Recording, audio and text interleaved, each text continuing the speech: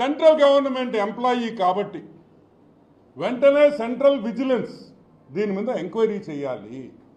విజయసాయి రెడ్డి దగ్గర, విజయసాయి రెడ్డి ఇంట్లో Google takeout ద్వారా ఇతను నిజంగా మదన్ మోహన్ గారు అక్కడికి వెళ్ళారా లేదా, ఆయన చెప్పిన టైంలో ఆయన ఆ ఇంటికి వెళ్ళాడా లేదా, ఆయన అక్కడి నుంచి వైజాగ్ వచ్చాడా లేదా అనే పూర్తి విషయాలు ఈ ఎంక్వైరీ చేస్తే బయటకు వస్తాయి.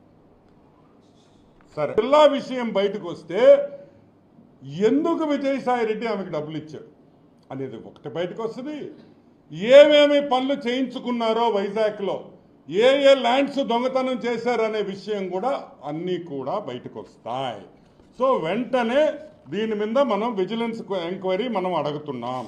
అన్ని విషయాల్లో కూడా ఈరోజు వైజాగ్ దోపిడీ చేసింది విజయసాయి రెడ్డి అనేది అర్థమైపోయింది. 1,60,00,000